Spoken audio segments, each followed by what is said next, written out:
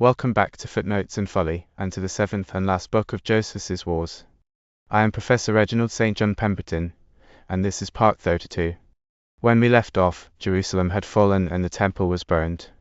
Now Joseph shows us the grim aftermath, the whole city demolished, save for 3 great towers left standing as monuments to its former strength, the 10th Legion left to hold the ruins, and the wretched fate of the prisoners sold, sent to the mines, or kept for the shows. Then Titus moves through Syria celebrating his victory, and at Caesarea and Berytus he marks the birthdays of his father and brother by throwing thousands of Jewish captives to the beasts and the flames and to fight one another. We close with the danger that fell on the Jews of Antioch through the treachery of one of their own. Let us begin. As soon as the army had no one left to kill or plunder, because there were no longer any people remaining on whom they could pour out their rage, Caesar gave orders for the whole city and the temple to be demolished. Soldiers would not have spared anyone if there had still been any other work for them to do. Yet Caesar commanded that the most remarkable towers should be left standing, Phasaelus, Hippicus, and Mariamne. He also ordered that the part of the wall enclosing the city on the west side should remain. This wall was spared so that the soldiers who were to stay in garrison would have a camp, and the towers were spared so that future generations could see what sort of city Jerusalem had been, and how strongly fortified it was when Roman courage conquered it. All the rest of the wall was dug up from its foundations and leveled so completely with the ground that nothing was left to make anyone who came there believe the place had ever been inhabited. This was the end to which Jerusalem came because of the madness of those who wanted revolution, a city that had otherwise been magnificent and famous among all mankind. Caesar decided to leave the 10th Legion there as a guard, together with certain troops of cavalry and companies of infantry. Since the war was now completely finished, he wanted to praise the whole army for the great deeds they had done, and to give suitable rewards to those who had especially distinguished themselves. So he had a large tribunal built for him in the middle of the place where he had formerly camped. He stood upon it with his principal commanders around him, and spoke loudly enough for the whole army to hear. "I give you abundant thanks for the goodwill you have shown toward me. I praise you for the ready obedience you have displayed throughout this entire war, an obedience proved by the many great dangers you have courageously undergone. I praise you also for the courage you have shown, by which you have increased, through your own efforts, the power of your country, and made clear to all people that neither the number of your enemies, nor the strength of their positions, nor the size of their cities, nor the rash boldness and savage rage of your opponents can ever free them from Roman valor, even if fortune may favor some of them in many ways. It is reasonable for us to put an end to this war, now that it has lasted so long, since when we entered it we could not have wished for anything better than this outcome. It has happened even more favorably for us, and more to our glory, that all the Romans have willingly accepted as governors and caretakers of their dominions the very men whom we chose for them and sent back to their own country for that purpose. Those dominions still remain under the management of the men we selected, and the Romans are thankful to us for choosing them. Therefore, although I admire and tenderly regard you all, because I know that every one of you has gone about his work as cheerfully as his abilities and opportunities allowed, I will now immediately give rewards and honors to those who fought most bravely, exerted themselves with the greatest force, showed the most glorious conduct, and made my army more famous by their noble exploits. No one who has willingly taken more pains than another shall miss a just return for it. I have been extremely careful about this matter, especially because I would much rather reward the virtues of my fellow soldiers than punish those who have offended." After this, Titus ordered the officers whose duty it was to read the list of those who had performed great exploits in the war to begin. He called those men to him by name, praised them before the whole assembly, and rejoiced over them as a man would rejoice over his own achievements. He placed crowns of gold on their heads and golden ornaments around their necks, gave them long golden spears and ensigns made of silver, and promoted each of them to a higher rank. Besides this, he richly distributed among them silver, gold, and garments from the spoils and other prey they had taken. When all these honors had been given according to the appointments he had made for each man, and when he had wished every kind of happiness to the whole army, he came down amid loud acclamations. He then went to offer thank offerings to the gods, sacrificed at once a vast number of oxen that stood ready at the altars, and distributed them among the army for a feast. Titus stayed 3 days among the principal commanders and feasted with them during that time. Then he sent the rest of his army away to the several places where each part would be best situated. He allowed the 10th Legion to remain as a guard at Jerusalem, and did not send them back beyond the Euphrates, where they had been before. Remembering that the 12th Legion had given way to the Jews under their general Cestius, he expelled that legion from all Syria. They had formerly been stationed at Raphania, but he sent them away to a place called Melitene, near the Euphrates, on the borders of Armenia and Cappadocia. He also judged it fitting that 2 of the legions should stay with him until he went to Egypt. After this he went down with his army to the Caesarea that lay by the seaside. There he stored up the rest of his spoils in great quantities, and ordered the captives to be kept there, because the winter season then prevented him from sailing to Italy. At the same time that Titus Caesar was engaged in the siege of Jerusalem, Vespasian went aboard a merchant ship and sailed from Alexandria to Rhodes. From there he sailed away in ships with 3 rows of oars. As he touched at several cities along his road, he was joyfully received by all of them. He then crossed from Ionia into Greece, and from there sailed from Corcyra to the promontory of Iapyx, after which he continued his journey by land. Titus, meanwhile, marched from the Caesarea by the seaside to the city called Caesarea Philippi. He stayed there for a considerable time and exhibited every kind of show. There a great number of the captives were destroyed, some were thrown to wild beasts, and others were forced in large groups to kill one another as if they were enemies. It was at Caesarea Philippi that Titus was informed of the capture of Simon the son of Gioras, which happened in this way. During the siege of Jerusalem, Simon had been in the upper city. But when the Roman army had entered within the walls and was laying the city waste, he took with him the most faithful of his friends, including some stonecutters with the iron tools of their trade, and also as much food as would be enough for them for a long time. With all these men and supplies, he let himself down into a certain underground cavern that could not be seen from above. Where the cavern had already been dug long before, they moved forward through it without difficulty. But when they came to solid earth, they dug a mine underground, hoping they could continue far enough to come up in a safe place and escape that way. When they tried it, however, their hope failed them. The miners could make only a little progress, and even that with difficulty, so their provisions, though carefully measured out, began to run short. Simon then thought he might be able to astonish and deceive the Romans. He put on a white frock, fastened a purple cloak over it, and appeared out of the ground in the place where the temple had formerly stood. At first those who saw him were greatly astonished and remained where they were. Afterward they came nearer and asked who he was. Simon would not tell them, but ordered them to call their captain. They ran and called Terentius Rufus, who had been left in command of the army there. Rufus came to Simon, learned the whole truth from him, kept him in chains, and informed Caesar that he had been taken. In this way God brought this man to punishment for the bitter and savage tyranny he had exercised against his countrymen, and did so through those who were his worst enemies. Simon was not overcome by force, but voluntarily delivered himself up to be punished. This was the very sort of charge on which he had falsely accused many Jews, claiming that they were going over to the Romans, and had then barbarously killed them. Wicked actions do not escape divine anger, nor is justice too weak to punish offenders. In time it overtakes those who transgress its laws and inflicts punishment on the wicked more severely because they expected to escape it when punishment did not come at once. Simon learned this when he fell under the indignation of the Romans. His rising out of the ground also led at that time to the discovery of many other seditious men who had hidden themselves underground. As for Simon, when Caesar came back to the Caesarea on the seaside, he was brought to him in chains. Caesar ordered that he be kept for the triumph he intended to celebrate at Rome because of this victory.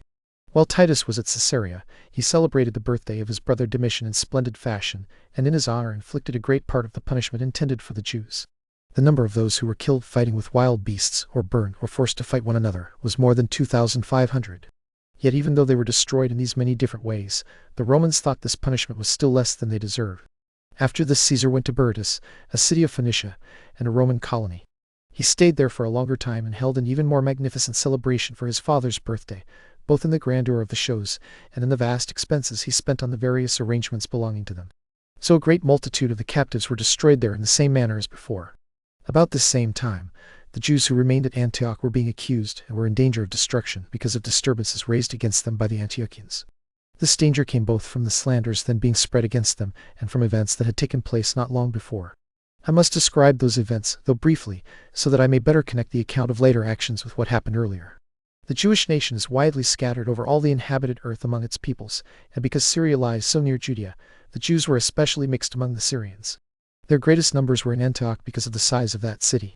The kings after Antiochus had provided them a place to live there in the most undisturbed peace. Although Antiochus, called Epiphanes, had laid Jerusalem waste and plundered the temple, those who succeeded him in the kingdom restored to the Jews of Antioch all the gifts made of brass and dedicated them to their synagogue. They also granted the Jews equal enjoyment of citizenship privileges with the Greeks themselves. Since the later kings treated them in the same way, the Jews multiplied greatly. They adorned their temple splendidly with fine ornaments and great magnificence, using what had been given to them. They also continually made proselytes of many Greeks, and in this way, in a certain sense, brought them to become part of their own body. But about the time when the present war began, when Vespasian had newly sailed to Syria, and everyone had taken up a strong hatred against the Jews, there was a certain man named Antiochus, himself of the Jewish nation. He was highly regarded because his father was governor of the Jews at Antioch. This Antiochus came into the theater when the people of Antioch were assembled together and turned informer against his own father. He accused his father and others of having resolved to burn the whole city in a single night. He also handed over to the people some foreign Jews, claiming that they were partners in this plan. When the people heard this, they could not restrain their anger. They ordered fire to be brought to burn the men who had been handed over to them, and all of them were immediately burned in the theater. The people also rushed violently against the multitude of the Jews, supposing that by punishing them at once they would save their own city. Antiochus increased their rage further. He thought he could give them proof of his own conversion and of his hatred for the Jewish customs by sacrificing according to the Greek manner. He also persuaded the rest of the people to compel the Jews to do the same, saying that by this means they would discover who had plotted against them, since the guilty would refuse. When the people of Antioch made this trial, a few Jews complied, but those who would not do so were killed. As for Antiochus himself, he obtained soldiers from the Roman commander and became a harsh master over his own fellow citizens. He did not allow them to rest on the seventh day, but forced them to do everything they were accustomed to do on other days.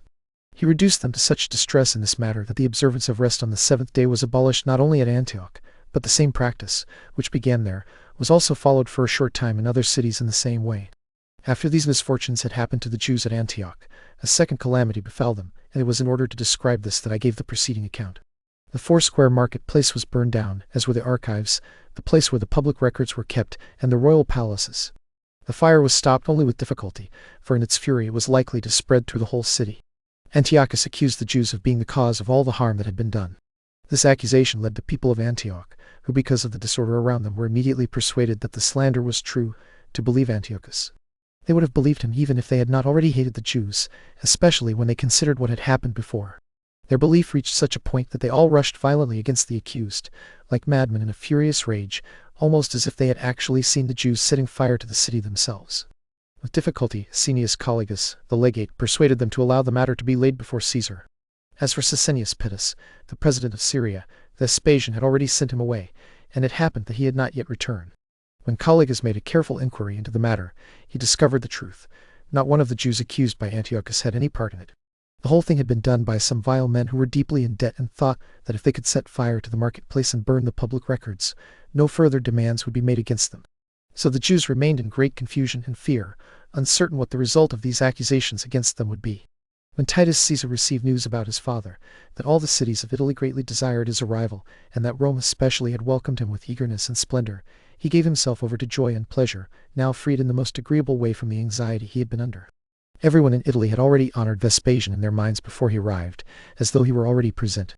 Their expectation of him seemed to them almost the same as his actual presence, because they so strongly desired to see him, and because their goodwill toward him was entirely free and unconstrained. To the Senate, which well remembered the calamities it had suffered through the recent changes of rulers, it was a desirable thing to receive a governor adorned with the seriousness of old age and with the highest skill in military affairs. They knew that his advancement would aim at nothing except the preservation of those who were to be governed. The people, harassed by civil miseries, were even more eager for his immediate arrival. They thought that once he came they would be firmly delivered from their calamities, and would recover secure peace and prosperity. The soldiers also held him in the highest regard, for they knew especially well his great exploits in war.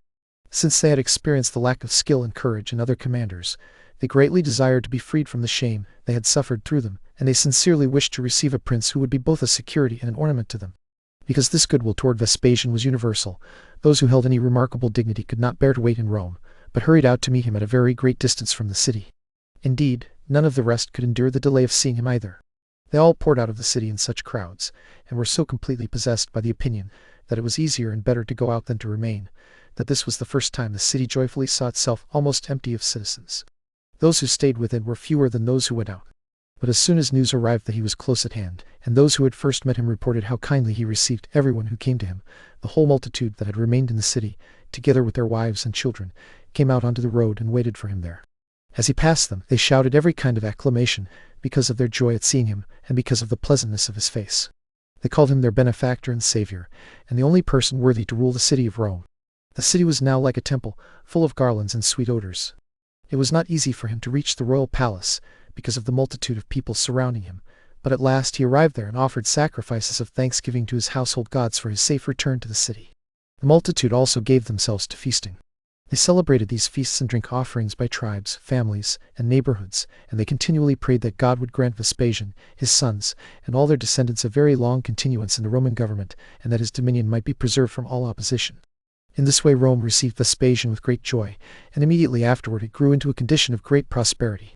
Before this time, while Vespasian was around Alexandria and Titus was lying before Jerusalem in the siege, a great multitude of the Germans had become unsettled and inclined toward rebellion. The neighboring Gauls joined with them, and together they formed a conspiracy.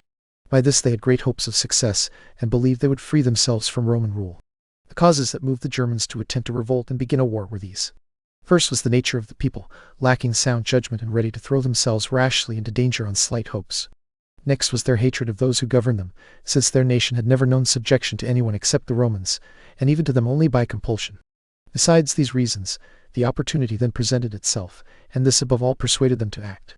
When they saw the Roman government in great internal disorder because its rulers were being continually changed, and when they understood that every part of the inhabited world under Roman power was unsettled and tottering, they thought this was the best possible chance to make a revolt while the state of the Romans was so weak. Classicus and Vitellius, two of their commanders, also filled them with such hopes. These men had long openly desired such a change, and the present opportunity encouraged them to declare their intentions. The multitude was ready as well, and when these men told them what they intended to attempt, the news was gladly received. So when a great part of the Germans had agreed to rebel, and the rest were no better disposed, Vespasian, as if guided by divine providence, sent letters to Petilius Cerealis, who had formerly held command in Germany. In these letters Vespasian declared that Cerealis had the dignity of consul and ordered him to take over the government of Britain. Cerealis went where he had been commanded to go, and when he learned of the German revolt, he fell upon them as soon as they had gathered together. He put his army in battle order, killed a great number of them in the fight, and forced them to abandon their madness and become wiser. Yet even if he had not fallen on them so suddenly there on the spot, they would still not have long escaped punishment. As soon as the news of their revolt came to Rome and Caesar Domitian was informed of it, he made no delay, even though he was very young. He undertook this weighty affair. He had inherited a courageous mind from his father, and had made improvements greater than belonged to his age. Accordingly, he immediately marched against the barbarians. At the mere rumor of his approach, their hearts failed them. They submitted to him in fear, and considered it a happy thing to be brought again under their old yoke without suffering any further mischief. When Domitian had settled all the affairs of Gaul in such good order that they would not easily be disturbed again, he returned to Rome with honor and glory, having performed exploits beyond his age but worthy of so great a father. At the very same time as the German revolt, the bold attempt of the Scythians against the Romans also took place. Those Scythians who are called Sarmatians, a very numerous people, crossed the Danube into Moesia without being noticed. Then, by a violent and entirely unexpected attack, they killed many of the Romans who guarded the frontiers. When the consular legate Fonteius Agrippa came to meet them and fought courageously against them, they killed him too. They then overran all the region that had been subject to him, tearing apart and destroying everything that fell in their way. But when Vespasian was informed of what had happened, and how Moesia was being laid waste, he sent Rubrius Gallus to punish these Sarmatians.